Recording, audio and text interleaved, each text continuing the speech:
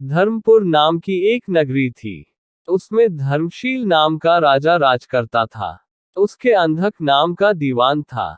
एक दिन दीवान ने कहा, महाराज, एक मंदिर बनवाकर देवी को बिठाकर पूजा की जाए तो बड़ा पुण्य मिलेगा। राजा ने ऐसा ही किया। एक दिन देवी ने प्रसन्न होकर उससे वर मांगने को कहा। राजा के कोई संतान नहीं थी। उसने देवी से पुत्र मांगा। देवी बोली, अच्छी बात है, तेरे बड़ा प्रतापी पुत्र प्राप्त होगा। कुछ दिन बाद राजा के एक लड़का हुआ। सारे नगर में बड़ी खुशी मनाई गई। एक दिन एक धोबी अपने मित्र के साथ उस नगर में आया। उसकी निगाह देवी के मंदिर में पड़ी। उसने देवी को प्रणाम करने का इरादा किया। उसी समय उसे एक धोबी की लड़की दिखाई दी, जो बड़ी सुंदर थी। उसे देखकर वह इतना पागल हो गया कि उसने मंदिर में जाकर देवी से प्रार्थना की, हे देवी, यह लड़की मुझे मिल जाए। अगर मिल गई तो मैं अपना सिर तुझ पर चढ़ा दूंगा। इसके बाद वह हर घड़ी बेचैन रहने लगा। उसके मित्र ने उसके पिता से सारा हाल कहा।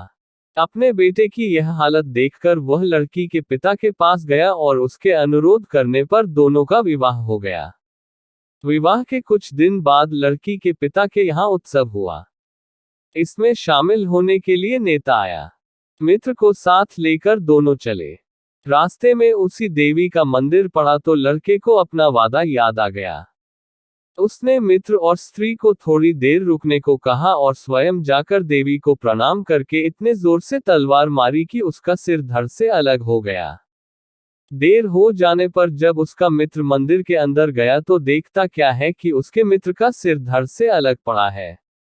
उसने सोचा कि यह दुनिया बड़ी बुरी है। कोई यह तो समझेगा नहीं कि इसने अपने आप शीश चढ़ाया है। सब यही कहेंगे कि इसकी सुंदर स्त्री को हड़पने के लिए मैंने इसकी गर्दन काट दी। इससे कहीं मर जाना अच्छा है। यह सोच उसने तलवार लेकर अपनी गर्दन उड़ा दी। उधर बाहर खड़ी खड़ी स्त्री हैरान हो गई तो वह मंदिर के भीतर गई।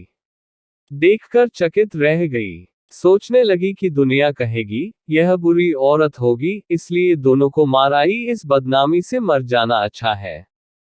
यह सोच उसने तलवार उठाए और जैसे ही गर्दन पर मारनी चाही कि देवी ने प्रकट होकर उसका हाथ पकड़ लिया और कहा, मैं तुझ पर प्रसन्न हूं। जो चाहो सो मांगो। स्त्री बोली, हे देवी, इन दोनों को जिला दो। देवी ने कहा, अच्छा, तुम दोनों के सिर मिलाकर रख दो। घबराहट में स्त्री ने सिर जोड़े तो गलती से एक का सिर दूसरे के धड़ पर लग गया। देवी ने दोनों को जिला दिया। अब वे दोनों आपस में झगड़ने लगे। एक कहता था कि यह स्त्री मेरी है, दूसरा कहता मेरी। बेताल बोला, हे राजन, बताओ कि यह स्त्री किसकी है। राजा ने कहा, नदियों में गंगा उत्तम है, पर्वतों में सुमेरु, वृक्षों में कल्पवृक्ष और अंगों में सिर। इसलिए शरीर पर पति का सिर लगा हो, वही पति होना चाहिए। इतना सुनकर बेताल फिर पेड़ पर जा लटका। राजा उसे फिर लाया तो उसने 7वीं कहानी कही।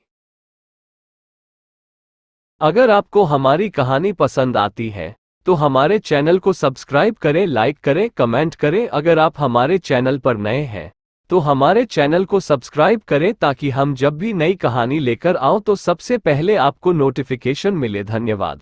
मिलते हैं किसी और कहानी के साथ।